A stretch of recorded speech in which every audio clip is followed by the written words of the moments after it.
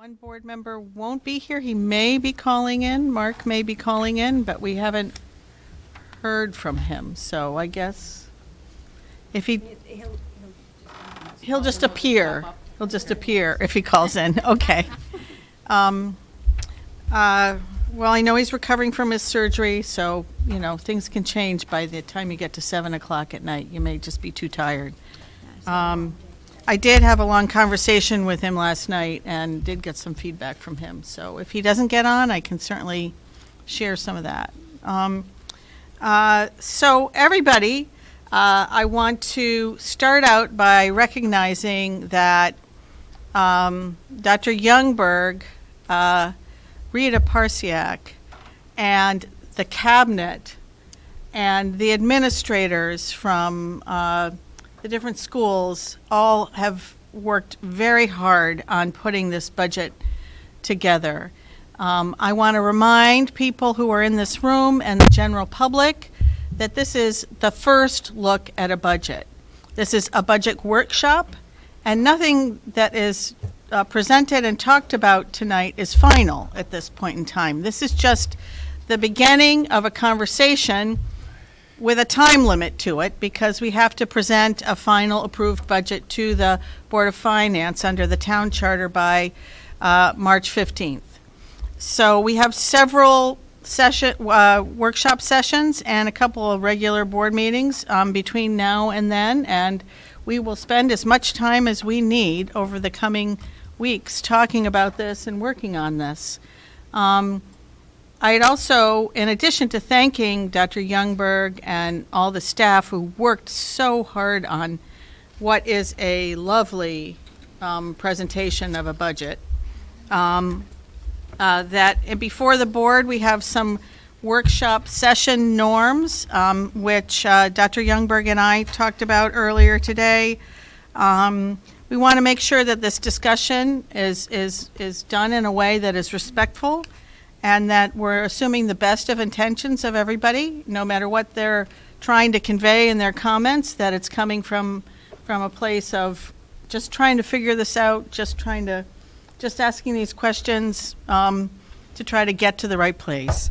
That we are solutions minded, and that we consider the district's overall short and long-term goals when we're talking about the budget. That we remember that at the center of all of this are the students. This is being done for the students, and we're responsible as a board and as staff for educating them, and we're trying to get there with this budget.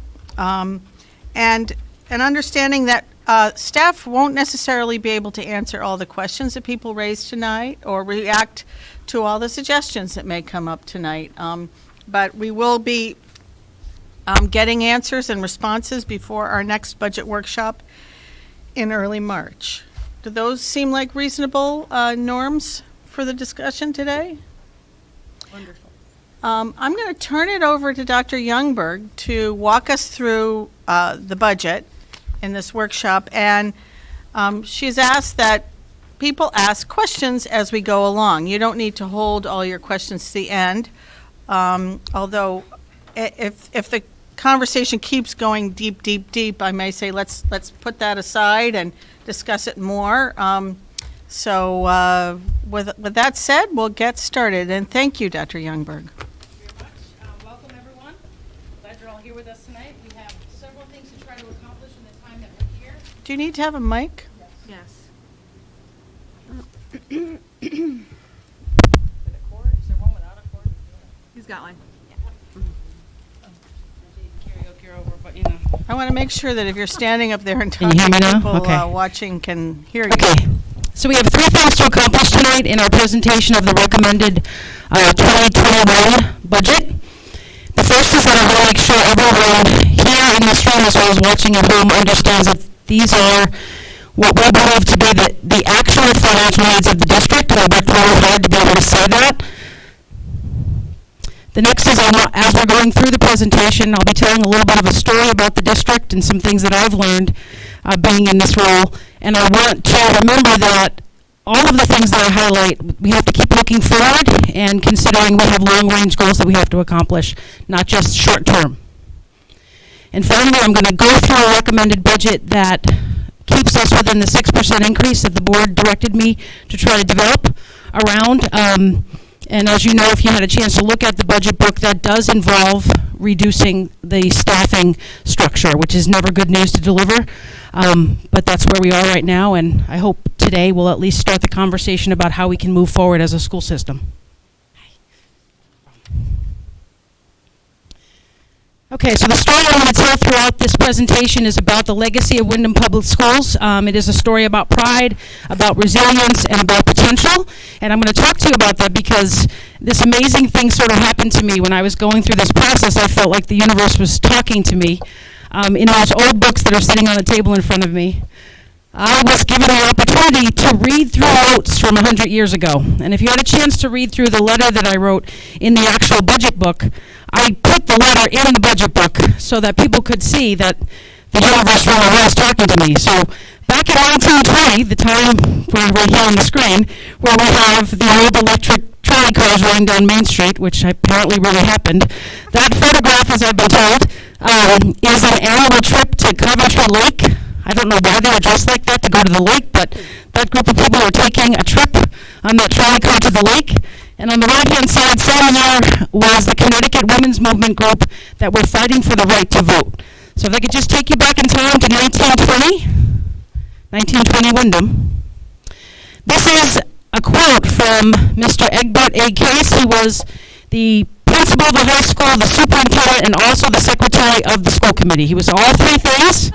So I guess back then I could do those three jobs. But what he's saying in this quote is exactly the same thing I'm going to say to you today. There's not a lot of room in our budget to make huge decisions about where to spend money because just like Mr. Case about 100 years ago, a large percentage of our current budget is already things we're obligated to pay for. So there's not a lot of room. He's saying 95% of his total budget was things that there were fixed charges. Hold the mic away from your mouth a little bit. I'm hearing that it's really distorted and people watching. Look at that. Real-time feedback. I love it. See, I'm telling you, we're in 2020 now, not 1920. So there's a piece of the letter that Mr. Case wrote to the teachers of Windham Public Schools back 100 years ago, and that letter is in the budget book. I encourage you, if you haven't had a chance to read the letter, I encourage you to read it because it's a letter that could have been written today. It's all the same problems. Every single thing he writes about, teacher retention, not wanting to burden the taxpayer, wanting our schools to be the kinds of schools we could be proud of, wanting teachers to stick around and help them to make them. It's all the same things. I could write the letter today. So I encourage you to read the letter because what that tells me is we have not fixed the problem of funding our schools. We are still fighting the same fight 100 years ago, so we need to think about it differently. And that's my message that I want to talk about in this forward thinking that I'm going to keep reminding you of. Here's a quote from me again. This is just basically a quote that says, the school system can't be worried about paying our bills. We literally cannot be worried about paying our bills. We have to focus on improving the learning environments, on supporting our student growth and development, and developing our teachers. That's where our focus is. We're running a school system. We need to have the kind of funding that's going to allow us to pay our bills, and nothing extravagant. You'll see we're not asking for a whole lot. But that has to be our focus, the kids and the teachers. All right, so I'm going to walk you through our current reality so everyone sort of has an understanding of what's in the budget book, why it's in the budget book, and how we're going to hopefully use the information to come up with some real solutions about what to do long-term for the district. I want to remind you still. Yeah, thanks, Trace. I want to remind you that I'm 57 days into this change of leadership, 57 school days, okay? And in that time, we have passed a 0% budget. Neil and I in central office have reworked a whole lot of responsibilities. We've taken 3 jobs and turned them into 2. We have reconciled the 1920 budget, and we're still working on that. That's projections till we get through June 30th. We've supported some major transitions that were happening in the middle school and North Windham School. We're still working on those things, but they're very real things that we need to be aware of. We've built a recommended budget for 2021, and we have worked really hard at this trust and transparency piece, not only internally, but externally as well. So 57 days, and I just want to thank my leadership team because they have run, I got two of you up here at the big table. They have run really well at adjusting to all these changes and making things work, so I have to just thank them for being on board. Can we give them a hand? I would love to. You made it to the big table. Okay, before I get started, I just want to remind everyone that Windham Public Schools, as of February 10th, had 3,319 students and 883 employees. That's not full-time employees. And of those employees, 49% of them live here in town. So I tell you that because any decisions we make financially have an impact on the town economy, not only the human beings that work for us, but whether or not they have a job means that they may or may not be spending money out in the community. So this is all part of a bigger picture. We can't be short-sighted in this. So I just want everyone to think about that. Almost 1 out of every 2 employees in our district lives here. Which reminds me, if you live here and you can hear it, you need to come out and vote. Like, there's no other way to say it. Please vote. Okay. So in building this budget, we relied on the Munis platform. We didn't build the budget in Munis, and Rita can speak to this directly. But we relied on Munis. It's a digital platform that allows us to track our spending. We haven't had really good luck at looking past years to determine how, we always know what was spent, but not necessarily from which buckets it was spent. So we have now worked within Munis to create the buckets and put them all the money in the right place so that we can track spending moving forward. It's been a major amount of work. When we started off, there were more than 1,600 specific lines in the budget. What did we get down to, Rita? Like 600 lines? So think about that. Every single line has to be opened up. We have to determine, is there enough money in there? What is the money for? How is it spent over the last 3 years? How is it going to be spent moving forward? So it's an ongoing process. We went through the whole thing. We had meetings with all of our school and department leaders, brought in all the school principals, brought in all my department leaders, and talked to them about their needs. We went through every single employee in the district. Okay? This is how we know that many of our budget lines were not allocated appropriately, because we opened them all up and looked at them.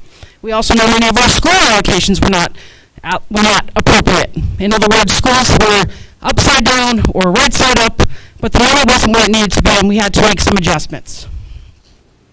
We used an equitable staffing formula.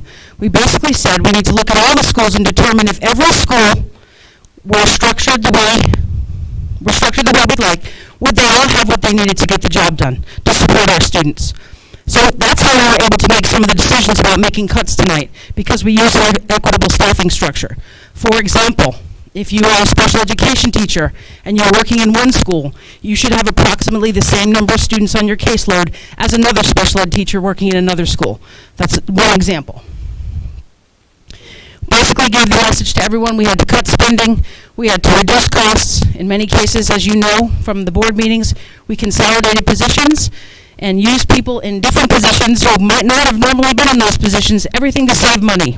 We also were looking for any opportunity to generate revenue. And we'll talk more about generating revenue, but that was really important. If there are places where we could make money, we should be making money there, which is not the easiest thing to do for a school system, but it's something we're thinking about.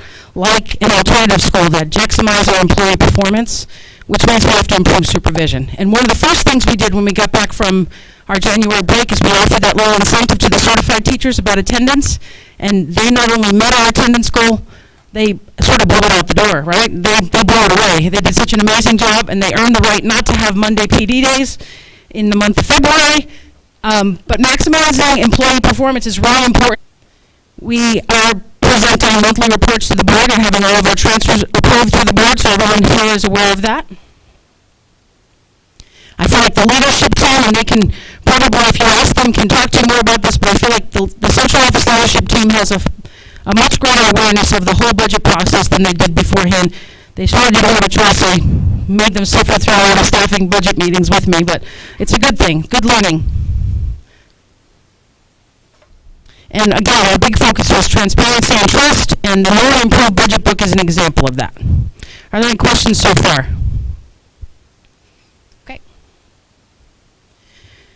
Okay, this slide has a lot of information for you, but I want everyone who's listening at home and who's here in the room to understand. We are talking tonight about the general budget funds. So that is the 2/3 of the pie chart there, the orange part of the pie chart. Last year's budget, the 1920 budget, was $47,976,055. I can say that in my sleep because we've talked about it 1,000 times over. Within my orange band, both the dotted and the solid orange, is the education cost sharing, which we probably have to have a whole nother discussion about this. I want people to understand it, and tonight's not the night for that. But there's a section for education cost sharing, and then there's a section of the taxpayer's portion. I want to make sure as we move forward that people understand that. The taxpayer's portion is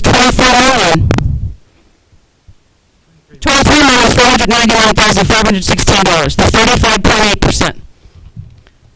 The excess cost sharing is actually higher than that, but together that makes up our budget. So we're going to talk more about that because this has come up a few times, and I want to make sure people understand that the taxpayer is not carrying the full burden of our school budget. Although sometimes it feels like it's being presented that way, it's not actually the way it is. And then, of course, the blue piece of the pie there are all the grants, which represents 27% of our school's budget. Tonight we're talking about general funds specifically. Questions? Okay, if you take a look at the budget book on page 15, you will find this little yellow chart. And this chart, as well as the chart on page 15 above it, shows you what the school system would have received if all the requests that they made since 14-15 had been provided to them. So in 2014-15, the request was for a 2.9% budget increase. They got a 1.3. In 15-16, the request was 3.6. I'm sorry, the request was 2.9. They got a 3.6, which is unusual. They actually got more than they asked for that year. Doesn't happen again like that. And so on. You can go up the chart and figure that out. So the amount that you see at the bottom here, that $52 million, is the amount of money we would have right now. We would have right now if we had been given all of the budget allocations we requested. Now she's telling me to push it down. You're telling me to pull it up? They can't hear it at home, it's coming through all fuzzy, so. Yeah. And you can't hear it? Blowing on my phone telling me that. Okay. But can you not hear me? All right. Okay. Our 2021 projection, if you look at page 66 in the budget book, you'll see that 2021 projection. I'll give you a second to flip to that page. It's also in the handouts. Okay, it's on page 7 of your handouts if you want. The executive summary? Yeah. Okay. And what page on the budget book? What page was it in our budget book? So 66 is the executive summary. The middle column in the executive summary. If we had left the staffing structure exactly the way it is, kept everyone who's currently on our payroll, and started to fund the Chromebook initiative halfway, because really the Chromebook initiative is about $1 million. And if you look at that executive summary under equipment, you'll see there's about $457,000 there. If we had done that, this is the amount of money we'd be asking for, which is what you'll see in the middle column on page 66 of the book. $52,647,949.91. That's only a 0.3% increase from where we would be if we had been fully funded. But everyone knows we haven't been fully funded. Because here's, in the middle part of this chart, this is the amount of money we have to work with, $47 million. Huge difference already. So I just want to point that out. We have not been adequately funded for multiple years in a row, and that's the reason why we're having the discussion tonight about cutting positions. We cannot afford to keep people on staff because we aren't getting the money we need to actually do that. Here are a list of all the positions we have already not filled or refilled. Giant list. I'm not going to go through them one by one, but it's there. It's in your presentation. We've already started making the cuts because we know we can't keep all the people on staff. These positions have been eliminated prior to the recommendations being made tonight. In the course of this school year. Correct. Yeah. Correct. Like the coaching reduction, the reduction to the coaching PLC, for example, we started the school year with 15 coaches in place instead of the previous year where we had 23. And then from there, we've made additional cuts and not filled positions as people left, or not filled positions because we simply didn't have the money to do it. But you can see each one of these positions represents a human being in the organization. It has an impact. Here's the executive summary. And we're going to walk through each of the cost centers in this executive summary. It's found on page 66 in your big book, and it's in your handout. And if you look just quickly at the very last column, furthest to the right, the recommended budget column, you'll notice just quick glance down the page that the majority of the money being spent in this budget is in buckets 1, 2, and 3. Everybody can see that. 17 million and change, 9 million and change, 9 million and change. And you'll go down and see a couple other cost drivers along the way. Much like the 1920 gentleman who said that many of our expenses are fixed, the same is true for us. Okay, so we're going to go through each of the cost drivers, and I believe everyone has them in front of you, because I want you to see we didn't make the decisions to reduce staffing lightly. The reality is staffing makes up the biggest chunk of our budget. All right, the first cost driver is our certified staff members. So that is anyone in the district that requires a certification to keep their job. So we used those equitable staffing formulas, and we used as much information as we had about what we would need to keep the schools running while understanding that these people are coming out of their positions. Or the thing about bargaining units is we don't actually know who's coming out of their positions yet. It's a whole shuffling that happens, but we know the recommendation is to remove these positions from the budget. And then the hierarchy based on your bargaining unit contract takes over. So you'll notice on page 67 that we have the increases we're obligated to pay. And then we have a list of potential cuts, a total of 8.5 certified cuts. One of the cuts is eliminating Mr. Weather's former job, and of course I really can't do that. I'm making the recommendation, but that requires Neil and I to stay in our current positions, and that's not a decision I make, but I'm recommending it because if it doesn't happen, we need to make more cuts to actually get at that number. We're recommending the Director of School Counseling, that position be removed. The district functioned without one before, and my recommendation is for us to try to function without one again so that we can save money, potentially fill a position without hiring anyone new. We use the national and state recommendations for special ed caseloads to reduce 2.5 special education teachers and 1 social worker. And again, not a great plan, but it's one we don't really feel like we have a choice other than to make. We're making suggestions to put together classrooms across schools from our Dos Rios programs to eliminate one of those classes. Right now we have 2 classes that have a minimal number of students in them, and to try to save money, we're going to offer the parents an opportunity to send their kids to one of the schools, push the 2 classes together, and save a teacher. We are recommending an elimination of one of the world language teachers because we're going to offer some online options to the few students that want to take French 2 and 3. And we're recommending the elimination of the gifted and talented teacher, and that sounds horrible, but we have some opportunities to offer a different type of structure for our highest achieving students in all elementary schools. Currently, that teacher does not work in all elementary schools, so we're going to try to share the wealth across the district for our top 5% in terms of our student achievers. So that is how we came to the 8.5 certified staff members. The next cost driver is our non-certified staff members. You'll see, same thing, we've listed the obligations we have to the bargaining units in terms of their salary increases. We've also included in the budget a 2% cost of living increase for anyone who's non-affiliated. And then we've made the recommendations to reduce the list of non-certified staff members. Any questions on those? The one thing I can go ahead. I would say the one thing I can tell you is we tried to choose across bargaining units and non-affiliated, so the goal was to reduce each of them without taking away the ability to actually get the job done. Just something that came to mind, we've heard significantly in the past year plus, but recently in the past year, especially during budget time last year, about the behavior issues at the high school and the middle school. And I know that cuts have to come from somewhere. I'm not being negative, I'm trying to be positive, but I'm just voicing it as a concern for me. I'm just voicing it. I can't get any farther away. I'm just voicing it as a concern for me that behavior issues rise as we remove those positions. And so some other structure is going to have to be put in place. And I know you're not unmindful of that, but I just wanted to make it, an issue that I don't want behavior to get worse. I know in some parts of this building and during the year, you've already addressed it, middle school had some issues and stuff like that, that we've added extra supports to. I don't want that to become a habit again, that's all.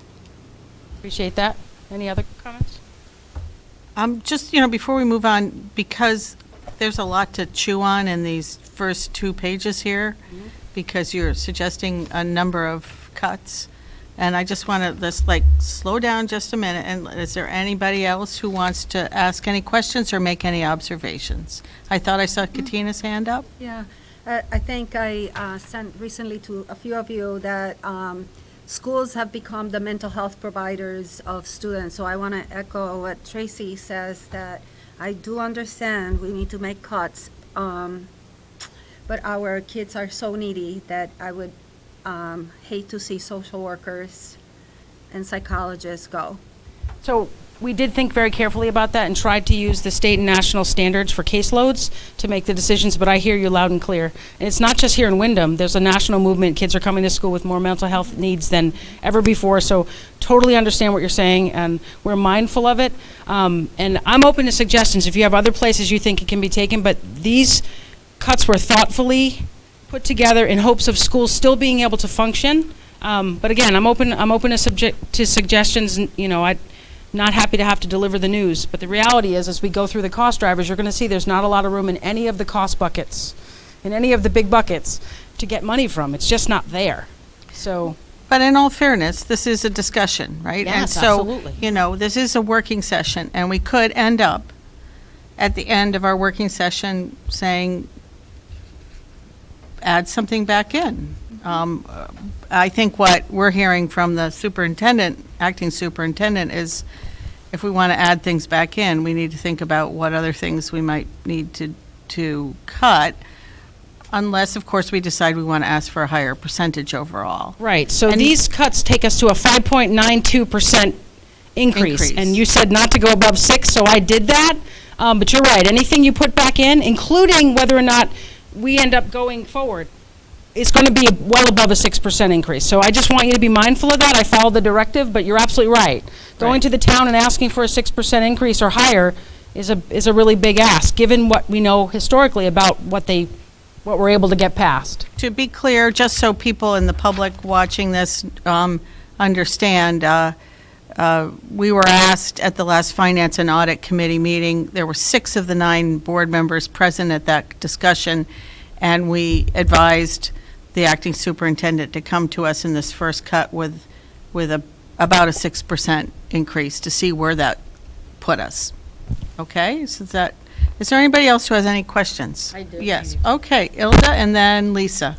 Okay, and taking into consideration Windham Middle School, Windham High School, the behavioral issues, how can we live with losing 2 security guards? So the security guards, it's 1 from each building, and there are other things that can be done that aren't currently in place that I think we can work around.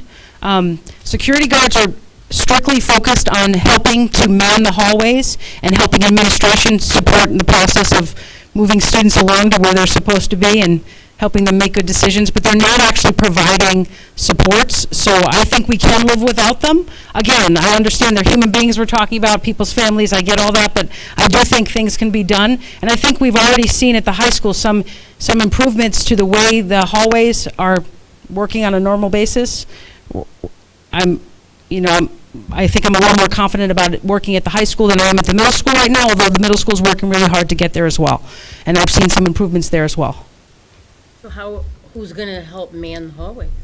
Well, there's still going to be, each of the buildings has 3 security guards right now, as well as all of their administrators. So there's still going to be people doing the job, just not as many. So the high school has 3, the middle school has 3, Barrows has 1. This is a reduction to those. Takes us to 2, 2, and 1. Lisa? My concern is losing special ed staff and social workers. That is big, but I would really want to look into this better and then see what the salaries are and what the staff levels really are.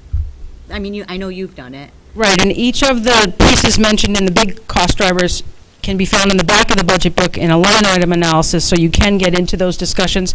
And I know that Mr. Pabon and Ms. Crow worked really hard on the equitable staffing structure across the district. They didn't come to these decisions lightly either, because we are looking at trying to run pupil services department with fewer staff members, but it was done very thoughtfully. So, Any other questions, thoughts? Thanks. Keep moving then. Okay, so we had the certified staff and the non-certified staff, and any full-time employee obviously is entitled to benefits, and that's another big cost driver from our executive summary. We don't have a lot of room in the benefits department. It is what it is. And we may have some opportunities to go back to the bargaining unit table, the negotiation tables to discuss, but the reality is we're required or obligated to provide benefits as the contract says we're required to do that. So not a lot of room there. Contracted services, these are the services the district needs to run things like eSchool and Munis and Kronos. It's also the bucket where all of our athletic bills come from. The high school and middle school athletic programs are funded out of here. It also funds a large percentage or some of the work that our pupil services department contracts out for student services. Again, not a whole lot of leeway there to make some changes. Some people had asked that I considered reducing the athletic program in the district. Mary's rolling her eyes. That's what I thought would be the reaction, but it is about a $200,000 budget there. Not something everyone wants to talk about, and it has a direct impact on students. But it came up. Why are you not thinking about that? So I'm telling you, we thought about it. We went through everything, really thinking carefully about where can we get more money from to save staff members' positions. Moving on to bucket number 5 is people transportation, and I'm going to mention later in the presentation the fact that we really need to think deeply about transportation in Windham. They basically have a monopoly and can make the contract whatever they want it to be. And right now the increase went up 7% from last year. So if you look at the executive summary on page 66, that's a huge driver in our budget, and we have absolutely nothing we can do about it. Next is insurance, and again, that's provided to us from projections from the town. Not a lot of leeway there. Bucket 7 is our communications bucket. I told the leadership team that we were going to switch back from cell phones to walkie-talkies. It might save us a few $1,000s because I was shocked by the cell phone bills. But the reality is you need to be in communication with your leaders all the time because things happen and we need to be in places. But just joking around about the walkie-talkies. I did actually say it to them, though. At least you're not talking about tin cans with string. Right, no, what did you say? Neil said he would do it if he could see. Say breaker. See, that's what it is. I was like, all right, Neil. Everybody gets their own handle. Right, yeah, we can make it work. Tuition is another big bucket on the executive summary, and this is one of the things that I want to just sort of bring up, and it's going to come up again in the presentation. Tuition is for all the students that are outplaced because for a specialized need, but it's also the tuition the district pays for anyone who chooses not to attend our schools. So one of the things that I think is really important is getting the message out about the positive things that are happening in the school. Bring them back. Yes, because the reality is there's a lot of money that we're spending sending kids to other places. And I know the high school, the Renovate is New project is hopefully going to do some of that, but I think we can do some of that on our own. We need to change the reputation. We need to bring some of those students back because right now I believe it's $5,900,000. Yep, $5,976,000 we're paying in tuition, and that's regular and special ed, but that's a big chunk of money. And there's some things I think we can do about reducing at least the kids leaving to other high schools and other private schools. Other purchase services is our 9th bucket. Sending them. I'm sorry? I said we could start having them pay us. Yeah, it's how it works. Just like when kids come to Barrows, we charge tuition. When kids go other places, they charge tuition. So it's how it works. Other purchase services, we made a few adjustments to this line by only having a certain number of staff members that could be provided substitutes. Comes back to pupil services. Again, not a very large bucket, not a lot of wiggle room in terms of trying to find money to save positions. Can you explain? I don't understand how that works. What works? The substitute Limiting piece? the use of substitute Sure. teachers to a designated number of positions. What does that mean? Do you want to explain that? Someone from Pupil Services? I can give it. What was the question? About the changing the substitute, Delta T's. This point about limiting the use of substitute teachers to a designated number of positions. What does that mean? I'm not sure what that means. Is this regarding the Delta T? I think it should have said non-certified, because, yeah, the Delta T was limited. Yeah. So Delta T is a service that we were using that proved to be very costly. And so I think that part of the cutting back is not using that service. And Rita, you can probably add more to that. Well, Delta T is for nurses and paras, so we looked at the paras that were calling out and whether or not they needed to have a substitute if they're one-to-one. So last year, anybody could call in and they would get a substitute, but this year, we looked Only at certain only required certain positions. required positions, Okay. correct. Thank you. Okay, the bucket number 10, the supply line, this is the one line we made a couple adjustments to in trying to make sure the schools were given equitable instructional supply lines. For the K-8 schools, we used $100 per student, and for the high school, we used $125 per student. I know, you're making the face, Mary, I know, because it's not a lot of money, agreed, but that is where it came from. And we made up for it in another bucket below, so you'll see we didn't spend any more money than we were originally trying to spend, but we did make an adjustment on instructional supplies. Operations and maintenance, we worked really hard to look at past spending and set our budget on what we're actually spending. In the budget book, there's actually a chart that has how old our buildings really are and when the renovations were done. And I learned from Angela Kiss that we missed one. There was a renovation to North Windham in the 80s, I think. That's not in the list. We're going to go back and add it. She's been around long enough to know that we missed one, which is awesome. She's like our historian. But we feel like the allocations we've set up in bucket 11 are closer to what we're actually spending on the maintenance and operation of our buildings. And bucket 12 is our textbook, libraries, and other supplies.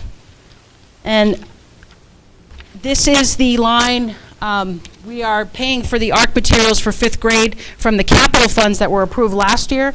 So they're not coming out of our general budget because they've already been approved. Well, actually, they go to, the meeting is in March, and then it will be. March 3rd is the Correct. town meeting on it, yeah. And so that will take care of that, and that's why that bucket has dropped down from previous years.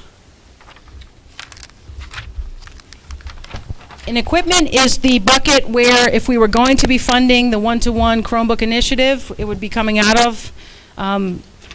We dropped that down to cover just the cost of maintaining what we have in each of our buildings. One of the things that, and I know when you're talking about reducing people versus reducing the ability for kids to access digital equipment, it's a no-brainer, right? You lean in the direction of people every time. But I took my son on a college tour at the University of Rhode Island on Monday, and every single kid was plugged in. There was not a single kid on the campus who didn't have some kind of electronic device in front of them. And the reality is, we're educating kids that are going to go off to colleges and not giving them the opportunity to access equipment. It's not happening now to the degree it's happening in other places, and we have to be thinking about that long range, long term. Miscellaneous buckets, almost nothing there. We reduced from this year's budget to $50,000.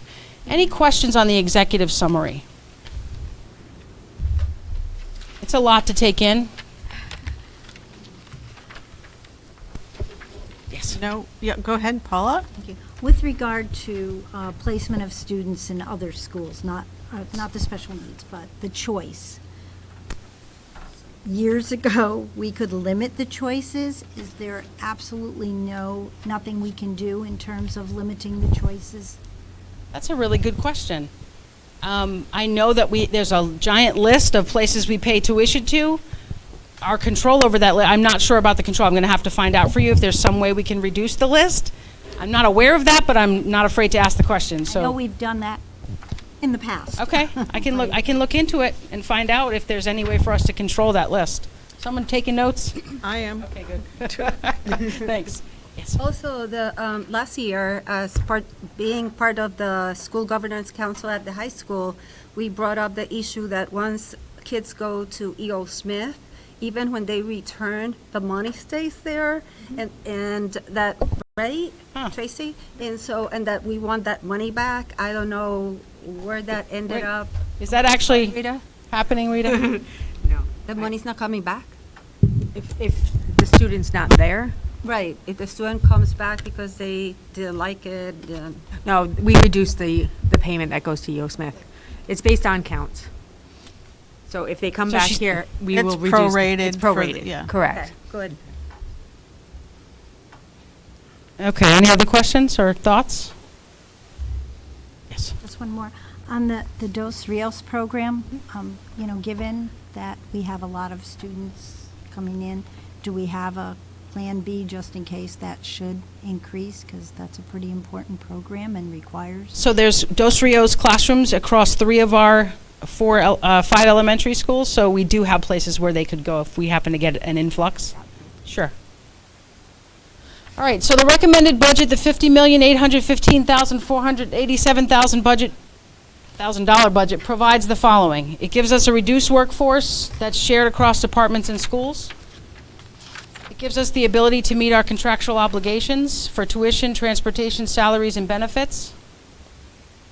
It applies that equitable instructional supply line that we talked about, even though I know Mary wasn't impressed with the $100 and $125. And it gives us more accurate allocations for our maintenance and operating budgets, and it allows us to offset the early childhood center's benefits. What it does not provide for us, and I want to make this crystal clear because this recommendation does not give us a variety of things. It does not fill any of the unfilled positions from what we started with this year. None of those positions come back. It does not provide the one-to-one Chromebook initiative. It does not, and this is what you've all mentioned, actually provide us with an opportunity to adequately address our students' mental health needs and the fact that they're coming to us impacted by trauma. It does not provide even a full structure, staffing structure for our human resources department. It does not provide the ability for us to actually sustain some of the things that are paid for through grants, like Project Aware. We're doing all this work through Project Aware, but we're not doing anything in the general budget side to try to take some of that back. So when that grant disappears, those resources disappear. Same is true with Save the Music. Right? We got these wonderful donations of musical instruments, but in order to keep the grant the way it was moving, we had to hire full-time music teachers. We don't have the ability to do that. Several other examples just like that. We're not building back into the general budget the ability to sustain the things we're getting from grants. It's not a great way to do business in the long range, in the long term. And it does not give us the opportunity, this is something that I was hoping we would be able to do, to designate an employee who oversees our grants. Remember in the beginning of the presentation, we have $17 million in grants coming in. Someone should be carefully monitoring that money just like all the other money, and we are. It also doesn't give us the ability to hire someone, or it could be the same someone who does grants. We need a tuition-generating alternative school. Not only for the fact that we have students that require these specialized needs, but we could build an amazing school that people came and paid us to take part, to participate in. We watched last year, we threw together the STEPS Academy and had amazing success with that because this is a district that is resilient and that's powerful and has amazing potential. We did it last year. We got through the year with some 10 different students from that program were able to graduate in 1 year's time, finishing their credits. We could create an alternative school where we're charging people. Instead of paying EastCon, they're paying us. It's something that we're going to talk about a little more, but this does not give us the ability to have someone who's dedicated to getting that done. We would still be doing it, but it's going to be while we're doing all the other things we're doing. I have a question. I just have Mark Doyle's watching us, and he sent a text, so I'm not trying to be rude, but I'm trying to include him in the discussion. Okay. The issue that came up around the ECS, about the money, if somebody, say, goes to EO Smith and then decides to come back here, he said that he believes it's the ECS money that we lose. Wherever they're set on October 1st is where the ECS money follows. Mark texted me as well. I was Right, waiting for a yeah. break in the conversation. So the ECS money that goes to EO Smith when they are there on October Stays 1st, there. even if they come back here October 2nd, that money stays there. But the ECS money goes to the town. We don't see ECS money as part of our budget. So you may be right that the ECS is lowered, but the revenue goes to the town. So it's not lowering our general budget. What is the ECS? Please It was- explain. Educational cost-sharing Oh, okay. funds. The money Thank from you. the state. Money from the state. Okay. Yeah. I didn't Whatever. know she was talking about the ECS You know, on side that of it. pie chart. Yes. That Yes. big, one of the big Right. segments of money in our budget is from the education you. cost-sharing grant. I'm just getting there so And, everybody can see. and as Dr. Youngberg pointed out at the beginning of her presentation, this is one of the issues that I think people in town and the Board of Ed need to be more educated on, is the ECS money. This is a workshop all by itself. How it comes in, who gets it, where it needs to go, all that kind of stuff. Because if you ask everybody in town, if we ask 10 people in town the answer to that question, they'd all give different answers. And so one of the things that we're working on over the long run is to try to get a primer from the state Department of Education. And they've offered to do so, but we'd need to take a field trip in there. Right. And hear from the expert. And we wanted to make sure we took somebody from the town side with us, so it wasn't just the Board of Ed getting educated on it, but we were educating people in town hall about Right. this, so that we're getting what we need when that money comes in. And the state did say that they would let us bring a team of people to meet with their expert, but the expert doesn't go out to school Right. boards because there's 169 districts and they could never possibly get to all of them. So they do it by appointment through the state office, so we So can still do that. We'll work on that, Okay. okay? Yep. Yeah. Ilda and then Katina? I'm going the wrong way. Send something home to all the parents in the district, because this is devastating, looking at all the things that we're losing and that we have to live without, that our students already, some of them already live without less than what you have. It's very concerning. And for those people that are out there that are not coming to our budget forums, Or we not need to voting. they're probably voting no, because they really don't understand what's going on. They're either not voting or don't really understand what's going on, but they're not able, for whatever reason, to come to the forums that we have that has information, that information is available. So could we send something to all our families, just a condensed one page? This is what we have, and this is what we're losing. Our budget's coming up again for another Sure, and go at it. and that So they need this to is help what us we could figure out. lose. We can't lose any more than what we've lost. We have to do something different, because they're not coming to us. So if we send it to them, hopefully they'll get it. We have to try. We can certainly talk about it. We need to be in bilingual, because it doesn't do good to send things home that people can't One understand. side English, the other Right. side's me.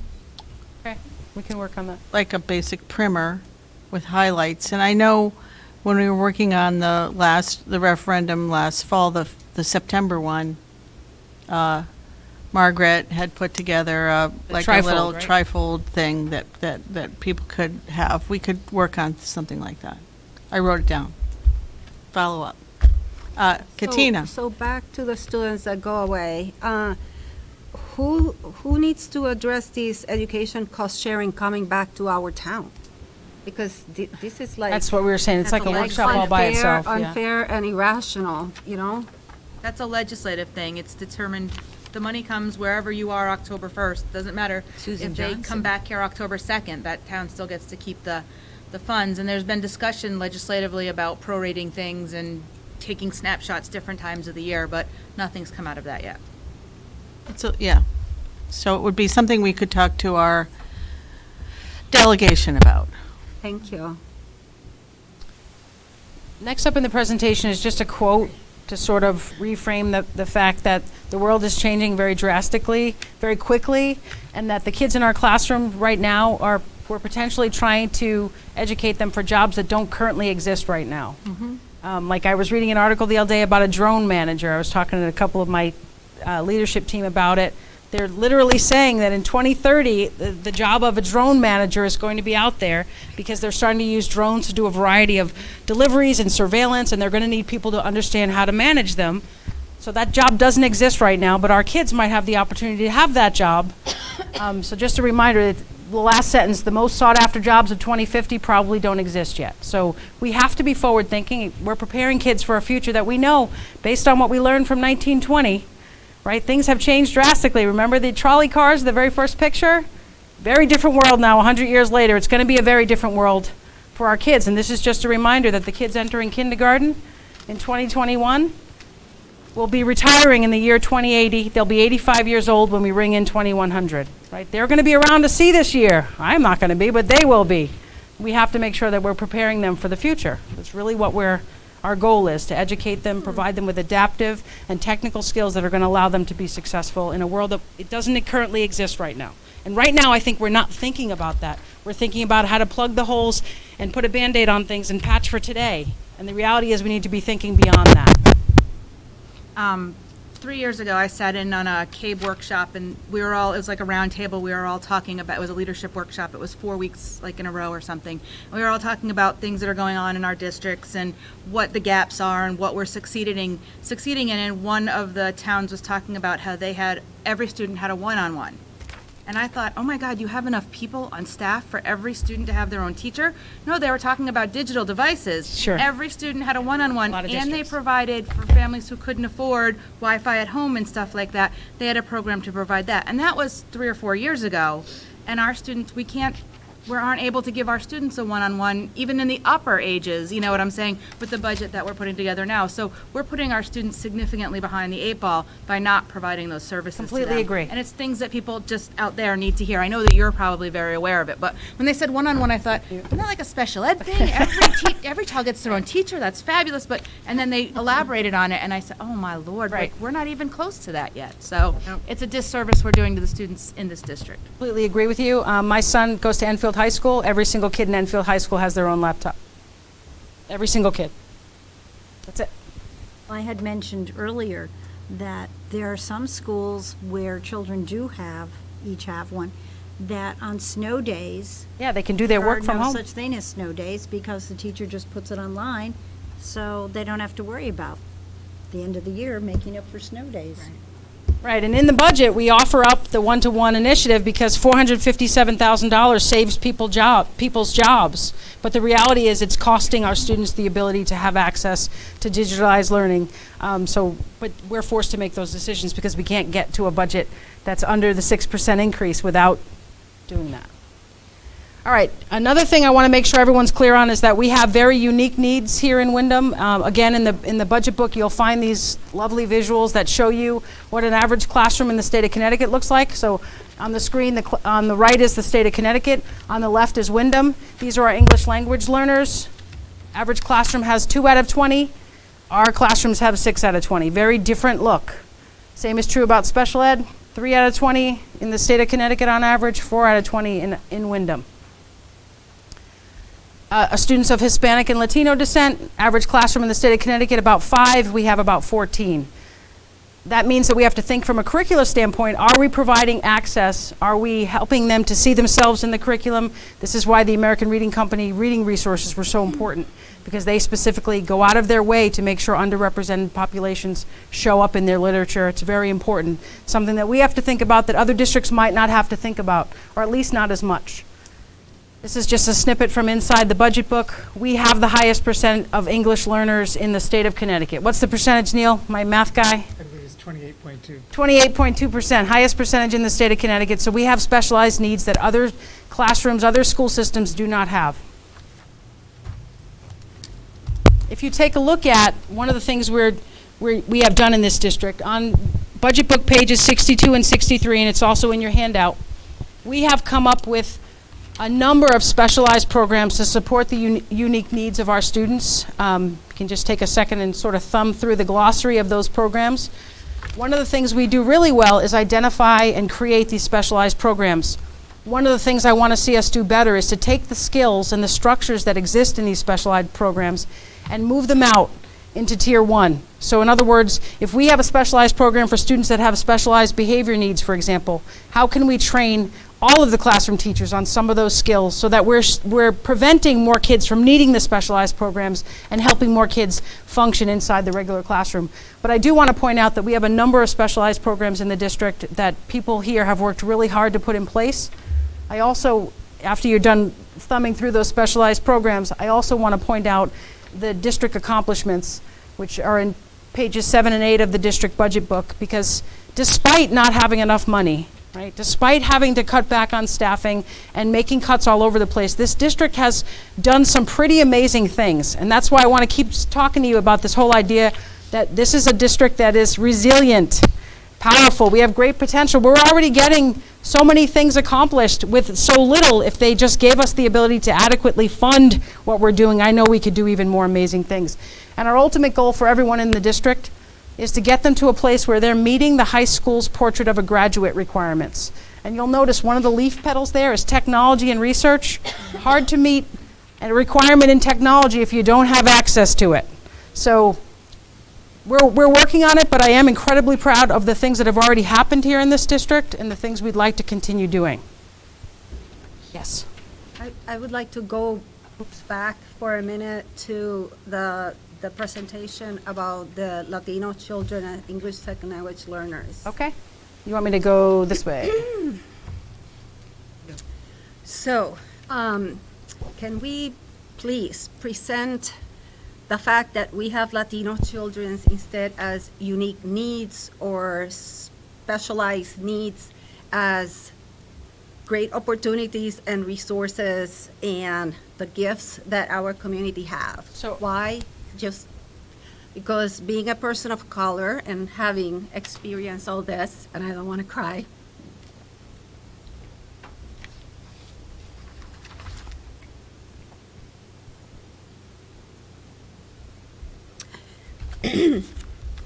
Our population is used to vote budgets down because of the racism and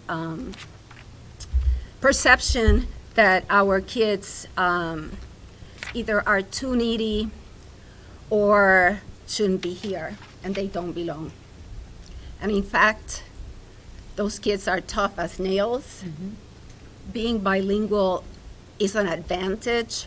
Using both sides of your brain is amazing. There's brain research that actually proves they use Absolutely. more of their brain than unilingual students. And we 100% never true. talk, also, it also ignores the fact that we have non-Latino children who are extremely needy and very poor in our school system, who half of those families I ever saw wish that they had the support systems that our Latino families had.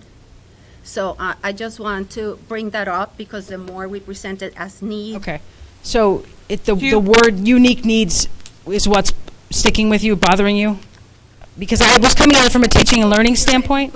No, Okay. of course. Yep. I understand what you're saying, but it's not what we say, it's how people receive Sure. it. Sure. And the environment nationwide and locally is one of the other should be going home or whatever and not be here. Okay. So So are sorry. you, so you believe the way it's presented in the budget book is from a deficit mode? No, how From people deficit. receive the information. Maybe Lisa It's or like somebody else can help I me. think what Katina's trying to say is not how it's being presented right now, but how it's being understood Okay. outside of this room. So we have to think about the narrative and is it being delivered the way we want it to be delivered? Correct. I was coming at it from a teaching and learning standpoint. That Absolutely. curriculum has to be different if you have students of varying backgrounds. You really have to make sure that they can access that curriculum, which might not be the case if you're not working in a diverse community.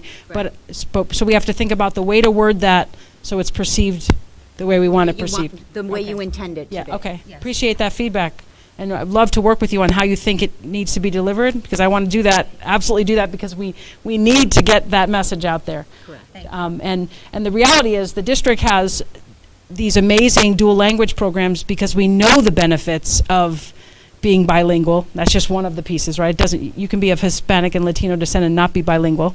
But we know that there are huge benefits from dual language, and all the research suggests that if we continue kids on that path, that they're going to actually do better. And we know from North Windham School, Liz is here right now, we know that the kids outperform the unilingual counterparts by 4th or 5th grade.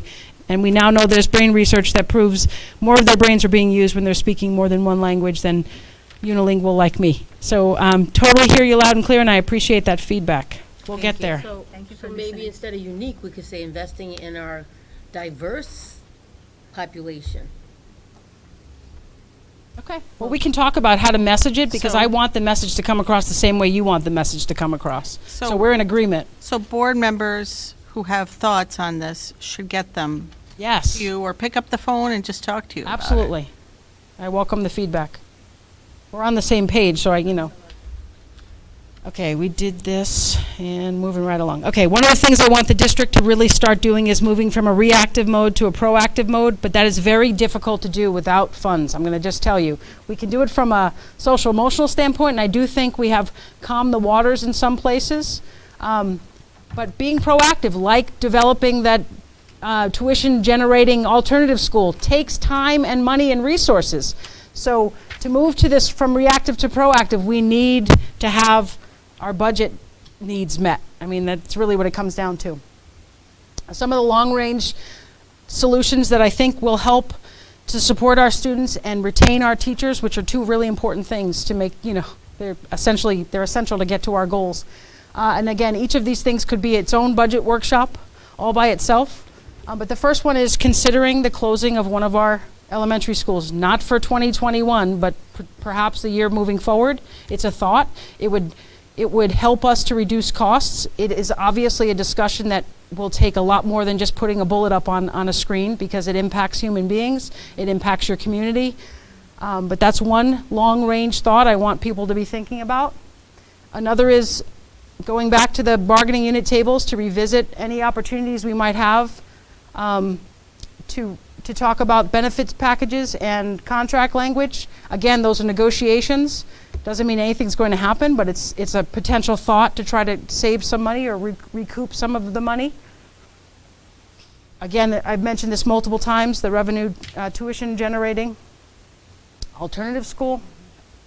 And Jim Rivers and I have actually talked about potentially buying buses for the town to run our own transportation. Again, that's multi-year process, but we're basically at the mercy of the bus company. So that's not going to change, but that is something we could potentially think about doing. We also, you have a question, Ray? I just wonder, where are we about looking at the state health system? I mean, that has come up before, just because the town is self-insured, and is it feasible to look at changing to that? And it would require, talking to the bargaining units, but I mean, maybe that's included there. So I'm definitely not the expert in health insurance. Lynn probably has a lot more information in that. Well, I mean, we could certainly, there would be nothing to keep us from exploring what going into the state pool would cost. And that means that we'd have to provide some information about our employee, what our employee makeup is to the comptroller's office, and they would be able to give a quote. Sure. And then you'd have to ideally do it with the town. And remember, these are all, we have bargaining unit contracts that we're obligated to keep, so it's. And you have to get the unions to agree Correct. to do it. Yeah. So it's probably the kind of thing that you could look at for, if you were going to try to do it for the next budget year, you'd have to be pretty aggressive about it, but you could probably try to do it for the following budget year.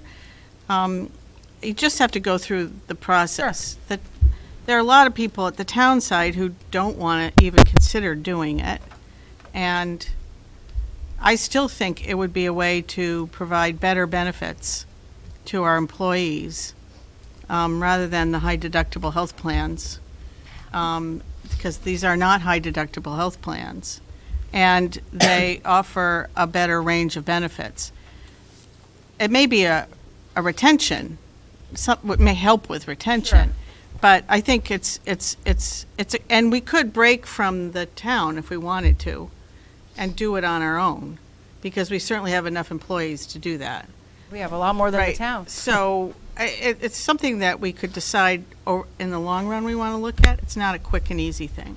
Right. I know that, but I just wanted to say, it's been kind of presented before, and maybe just having the numbers, just to have a, Put it on the follow-up. thank you. I want to remind everyone as we work to restructure the high school and our new college and career pathways that we're going to be, it's going to be necessary for us to fully staff those pathways, and it might require some specialized certifications, so that we have to, keeping that in mind, we're recommending, or I'm recommending some of those cuts, but the reality is we might actually be hiring new people at the high school in order to meet what we're hoping are, well, not hoping, the 25 credit requirements and the pathways that we're setting up. And also another thing we're going to keep revisiting is the whole idea of maximizing employee performance and focusing all of our energies back to Tier 1, because we can get to more kids through Tier 1. Yes, ma'am. In preparation to the high school, college, career pathway, are there any of the existing staff members that can be supported in acquiring those specialized certifications to minimize then having to hire new people? So they would have dual certification. So they would have to whatever, have room in whatever. their current schedules to teach the specialized classes and then get the, I mean, it's certainly worth talking about, but I know that most of our high school teachers have full schedules already, but it's worth at least sitting down and trying to figure out if anyone's close to having a certification in another area and could be utilized. Sure. All of these things would require upcoming board meeting times to actually discuss some of these long-range solutions, and they are long-range solutions. I suggest a cost-benefit analysis on any cuts or reductions we're making. I'll give you an example of one of the things I have heard multiple times about reducing the costs of the ECHO program has come up multiple times in our meetings. Why are we funding ECHO? The reality is a lot of kids are now interested in the middle school, and Ms. Kavanaugh can attest to this. They want to come to the high school to go to the ECHO program. So if we reduce ECHO, we then potentially run the risk of having to pay tuition because they're not going to come to the high school. So I want to make sure every decision we make has a cost-benefit analysis, and we're thinking not only short-term, but long-term. And I want to make sure that all the stakeholders are a part of the process. Yes? If we're going to keep ECHO and we want to make it viable, and there are middle schoolers that are interested in it, can we open up the number of applications we accept? Because we've been told, I don't know how true it is, but we've been told that we limited it because we wanted to keep the program small. And I had heard that we limited it because there weren't a lot of applicants for the pool. There's a lot coming up. It was supposed to be 50 students a cohort, a grade level. So there's supposed to be 200 students in this program.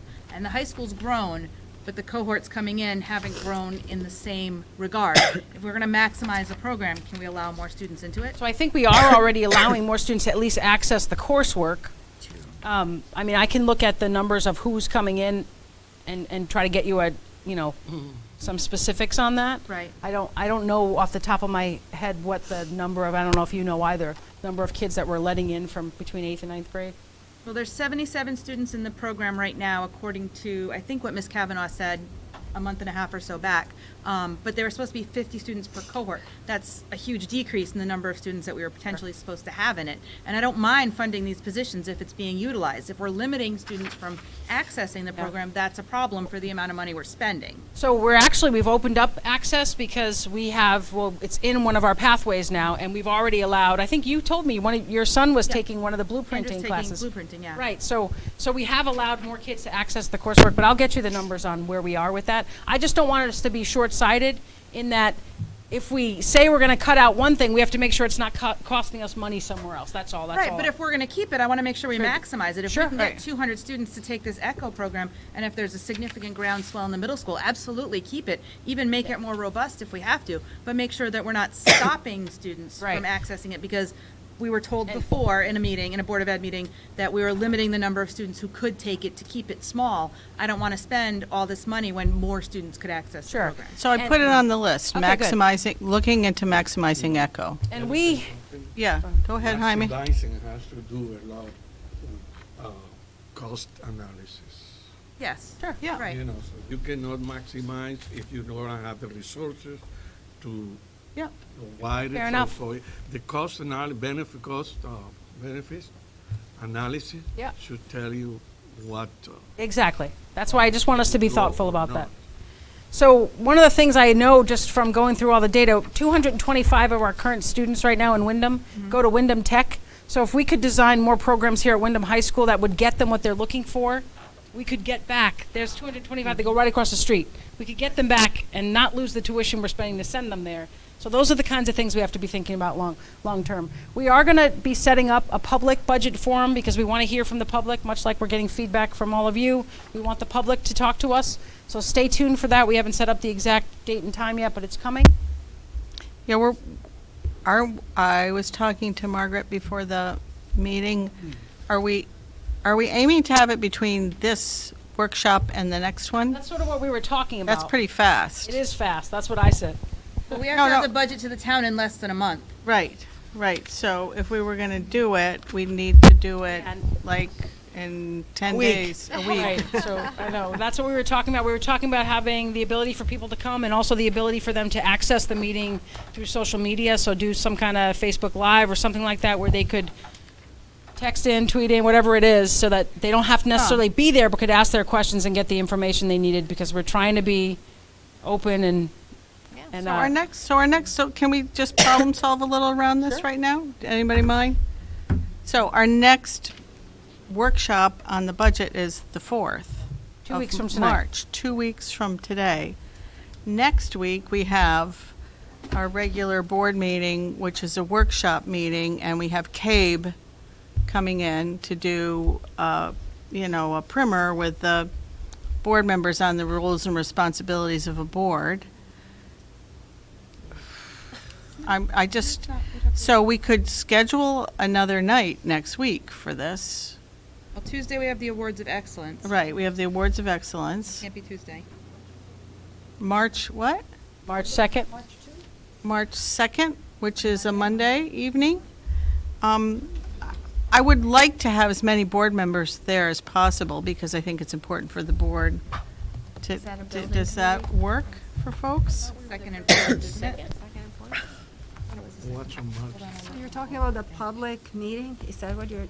This is where we would, it's a public forum Right. on the budget, but it would be mostly to hear from people. Sure, get Before we go feedback. back into our next workshop and make some decisions, potentially. Yeah. Well, we'll figure out where it will be held, but the question is March 2nd open for folks? At what time? In the evening, right? Yes, in the evening. What time were you thinking? 6:30? There might be a building committee, but I'm not sure. So, 6:30 works for me. I got to come from Hartford. Yeah. question.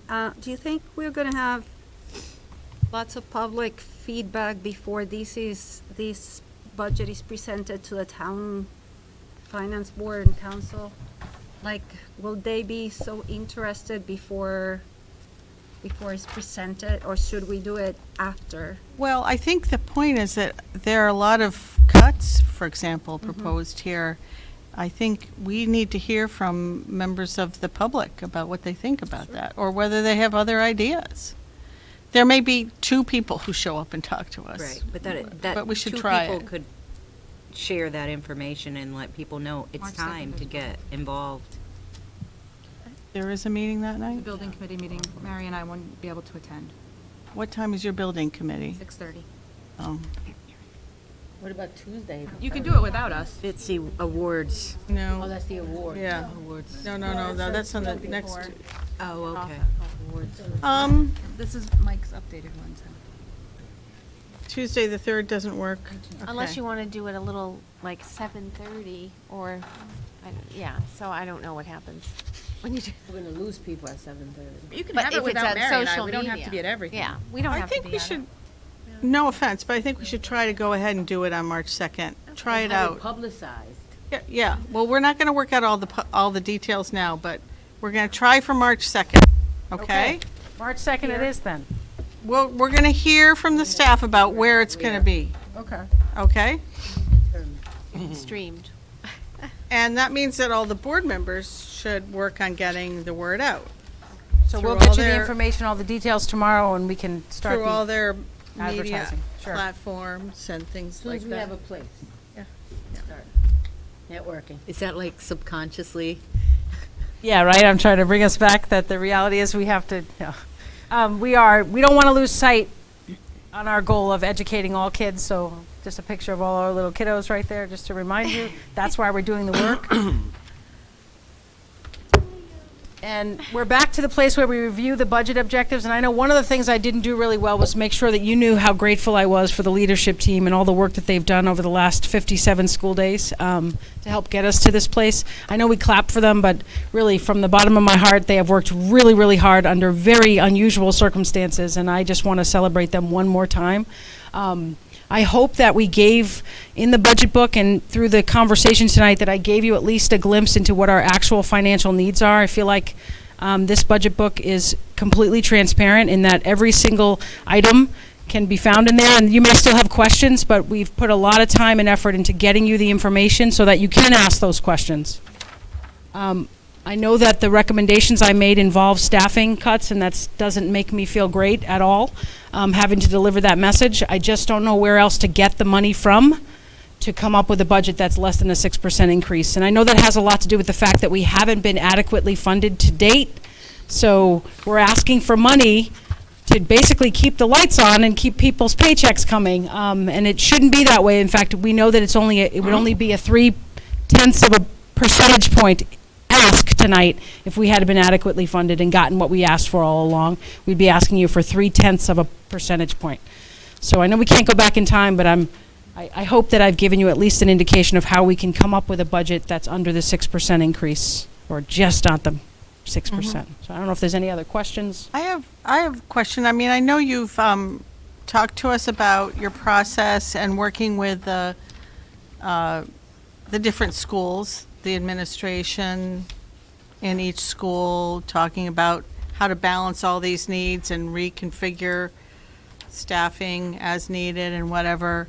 I mean, I know there are some administrators here tonight. I don't want to put people on the spot, but it might be sort of interesting to hear. Sure. If the board members are open to it, to hear whether anybody wants to share any They can thoughts talk with to you about us. how they don't want to give up any of their staff members. I was a principal once. You don't want to ever give up Come any. on up. Anyone You'd wanna have to talk? come up. You'd have to come up and use the mic so the public can hear you. Absolutely. So, Liz Baumgardner, North Windham principal. I do want to say it was an extremely inclusive process. Dr. Youngberg sat us all down separately in regards to talking about our schools. We always know that positions, once we give them up, we will often not get them back. But the transparency, the honesty, talking about a very difficult subject, which is budget, is something that we had to do. And so recognizing our needs, and all of us, including myself, and I certainly am speaking for North Windham, we advocated for our students and their needs, and then we went line item by line item. So all of what was spoken tonight is truthful, and I do feel that it was for the first time I was truly a part of a process in being able to advocate for my school and have everybody on the team really know what our needs are. So I do think that was a process that was good for schools, and I felt it was an inclusive one. Is there anybody else who wants to say anything? Thank you, Liz. Thank you. Thank you. Thanks. Thank you. I'm sorry. Sorry, didn't mean to put people on the spot, but you were sitting over there, so I thought it might be worth asking. Can I ask a question? Yes, Tracy. Dr. Youngberg, have you looked at redesigning or doing something different with the coaching model that we've got going on right now? I know that we lost some this year. Some of it's been more effective in some buildings, less effective in other buildings. Some of the staffing has been a little transient. I don't know if that's the right word for it or not. They've moved from building to building, and I know it's by need and stuff like that, but if there's a different way to configure that. So each building currently has one coach that stays in that building, and then we have 2 district math coaches and 1 district ELA coach, and that's it. That's all we have in the district. So by reconfiguring, do you mean taking the ones out of the building? I don't know. I just don't know if it was looked at. That's all. That it's had various levels of success in various buildings with various people. Sure. Some people are more effective. Some buildings are more accepting. I know there's a lot that goes into it. I just didn't know if that was something that we looked at So I Part of did. our cost driver. I actually did consider, but because it went from having 23 coaching, we had 23 coaches in 2018, 19, and now we're down to 11. I figured that was cuts that were already made. It's in half. Okay. It's actually less than half. So I didn't go back to that bucket because we already sliced that bucket in half. But I had considered it. Neil and I were actually talking all about that. Could we do anything different? But again, we come back to that whole long range versus short range. We have a lot of new teachers, and we work under some pretty significant challenges, and supporting teachers is important if we want them to stick around. So I feel like giving them some support in their buildings is an important part of keeping them here. But we did have a discussion about it, and I think I'm not arguing that. You're a professional, and you if need we to make these haven't, if we hadn't cut the coaching PLC in half, we might be revisiting that. Okay, thank you. Yes, Lisa? Dr. Youngberg, this was put together so well. Thank you, everybody. I understand it, and I really appreciate the time and effort that you put into it. Thank you. I'm going over it for the first time, like everyone else, and I can't help but to notice for the certified staff on page 99 and 100, Natrog, Sweeney, Windham Center each have one administrator, and Barrows has 3. Sure. So Barrow's student population, if you go to their page, they have significantly more students in their schools than the other schools. Okay, so is there a page of the breakdown? I believe there is. Yeah. It's the enrollment page for each school, which would be found in section 2, school summaries, starting on page 18. Great. You can see how many kids are in each school and why they might have more administrators in one school than another. Okay. Each of the schools has a little bar graph, looks like this, tells you how many kids are there. Thank you. And Barrows is a K-8 school. It's a good question, though. Barrows is a K-8 school, and they have far more students than our elementary schools. Okay, and so that would be the same with Windham Middle School having 4 administrators? Wyndham Middle School has an extra administrator. That is true. As compared to our high school, which has 3, they have 4. Right. But because they've been experiencing some significant turnover and we have given them an extra administrator to try to get a handle on where things are. But that is true that they have 1 extra administrator. Okay. That actually came up in one of It our came board up- meetings a couple weeks It ago. came up Yeah, in a because previous they have board a meeting. principal and then they have a vice principal over each of their grades 6, 7, 8. But it's true, comparatively speaking, they have 4 when the high school has 3 and Barrows has 3. Okay. And that's going to stay like that, or is that? Right now, for 2021, I was recommending it did stay like that because I feel like we've just gotten them to a place where they're stable. I don't want to destabilize. The school's in a much better place now than it was just a couple months ago. Okay. They hadn't been fully staffed and they had a number of things happening there. So I don't want to destabilize that, but, We'll see how it goes in the future. correct. And that was a request from the SGCs last year, Yes, too. to there was a add lot of principal. pressure about that. I feel that, and I know if there have to be cuts, I just really don't like, and I know the administrators are working with the kids, but I just hate seeing social Yeah. workers, guidance counselors, Sure. and direct classroom assistants go. If we have to make the cuts, I'd rather see it not be directly affecting the kids. So let me just remind you about that. And I'm not saying that administrators are Well, not and- directly affecting the And kids. let me just remind you about the supervision of all those staff members comes from the administration. So I just remind you that I know what you're saying, and it's easy to say Right. if we just eliminated, right, There's 4. right, but, yeah. Right. I do- Understood. I may not be wording it right, but No, Yeah. you raise a Also, valid point.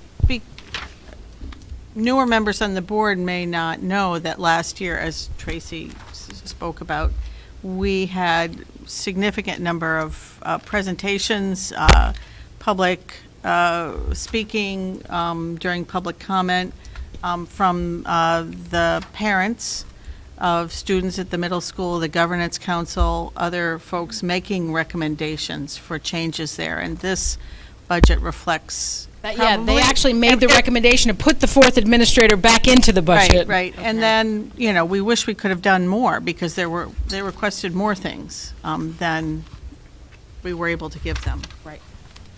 Sorry, I thought you were done. May I say Go ahead. one more thing? Yes. That being said, have we had SGC sign off on any of these or input on any of this? Other than, no, I would say we haven't had formal input. I'm waiting for the recommendations to be passed through this process, and then. I'm just asking if, Yeah. how much they've been involved so far, because we'll need to have them sign off that they Correct. acknowledge it before we submit Right. it. Okay. Yeah. Actually, on the 2nd of March, the School Governance Council at the high school, we are meeting here at 5. I don't know if there would be an opportunity to invite them to come to the. No, they could come, But- I think all the governance councils should know about the meeting So- on the 2nd. Just for my own clarity, I was under the impression that I make the recommendation and the board has the right to accept, decline, or modify the recommendations before we move on. So if I wouldn't have shared it with anyone yet because it could completely change. Isn't that accurate? I want to make sure I'm clear on this. I can only speak to what we've done in the past. In the past, usually the SGCs kind of met with the principal ahead of time in one of their meetings and said, you know, like the middle school did last year, we want to add another administrator, we want to add another social worker or something like that they added last year. And then he brings that forth to you as one of their recommendations. Right, I asked all the principals for their wish list, and I'm sure that they had conversations with their SGCs about the wish list. However, the recommended budget has staffing positions being cut, so anything on their wish list is off the table because we're eliminating positions. But So- statutorily, they still have to sign off on the budget that's submitted to the Board of Ed. So at some point before we finalize ours, Okay, they have to sure. sign off So on that. between Now and the between next. now and the next budget workshop, it still would be very helpful, I think, for the SGCs to see this budget and to know what's on the table. Yeah. Right? And the other thing that Mark Doyle texted Glad me he's about was, participating. I'm sorry, I'm looking, that Mark texted me about was,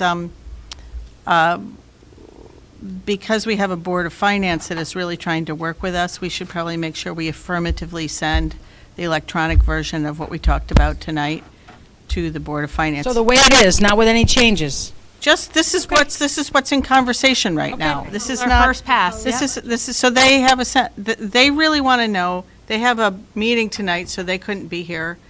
I think it would be good, from a communication point of view, for them to see the first shot at what we're looking at. Okay. Yeah, and, you know, they may want to come, we can invite them to listen to people on the 2nd, too. Sure. Yeah. Lynn? Yes? On the 2nd, is that going to be held here? We don't know yet We don't know where yet. it's going to They be haven't yet. picked a place. We've got to see what's I would think a available. venue that allows for hopefully lots of people and better seating would probably. Oh, be- yeah, I don't think it will be in here. Okay, good. I have a silly Yes. question. I'm looking through the, each of the schools, student summary. Where is the exact number of student enrollment in each school? Right in the bar graph at the top of each page. On the, So what is this, 310? What, That I chart, was yes. looking at the same thing.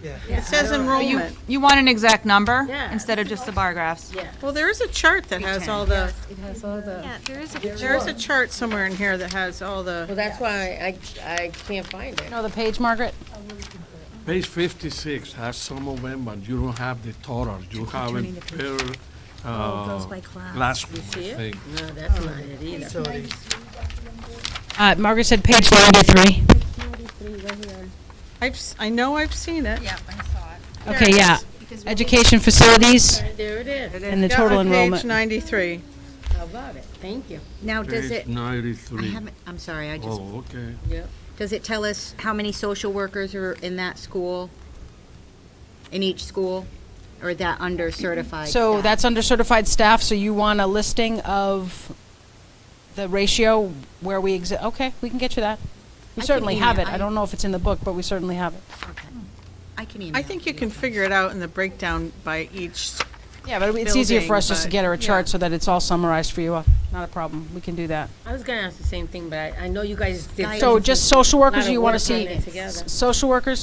Guidance. Well, so school councils only exist at Barrows, the middle school, and the high school, nowhere else. I can tell you that right now. But I can get you the specific numbers. Guidance It's counselors are for guidance- middle schoolers and higher. You said social workers, guidance, Yep, not special ed. yeah, special All ed right. too. All people, personnel, support staff, got it.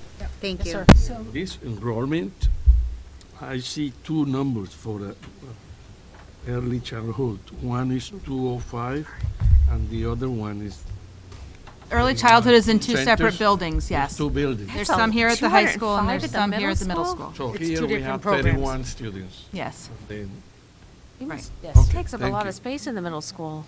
Little kids take up more space than you'd ever think. They need more space, it's really true.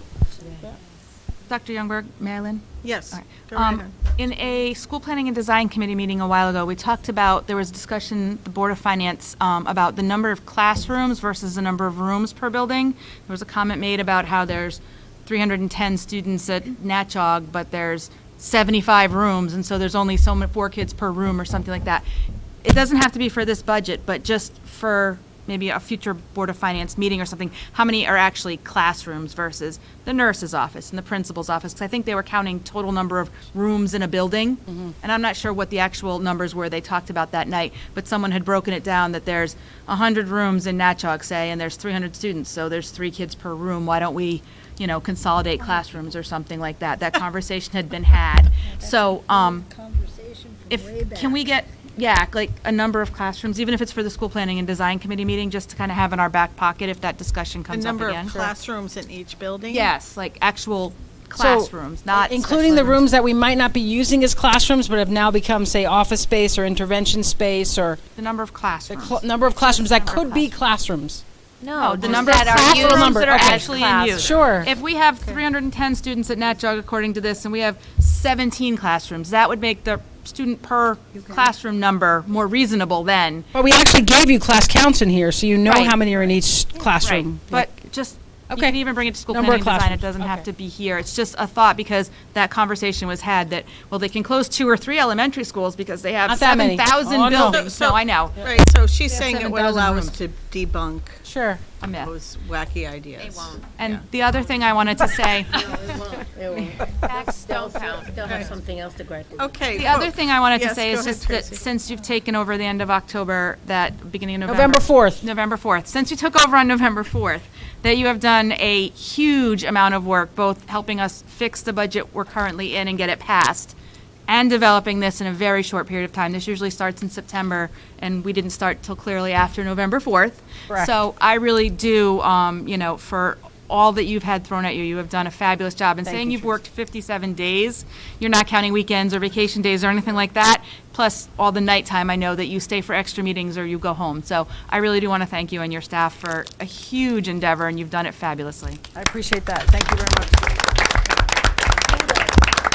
And Neil, he's okay too. And Rita. Keeps me sane. Any other questions or feedback? You got a great team. I do, Absolutely. absolutely. So I think what people need to do, if there aren't any more questions, you need to think about this, right? And if there are changes that we're going to be proposing that we make, we need to bring that to the discussion on March 4th. And if possible, to give Dr. Youngberg and her team a heads up if there are any big ideas or any questions that you have, because it's going to be hard for them to come to March 4th and anticipate what we're going to put on the table. You mean So, March 2nd?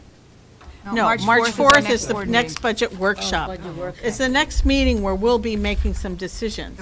We're going to have to be getting close to the final budget that we want to present to because the that's 11 Board days of from when it has to be Finance on presented. March 4th. Okay? So you can't wait until you get there on March 4th and say, oh, I had this idea.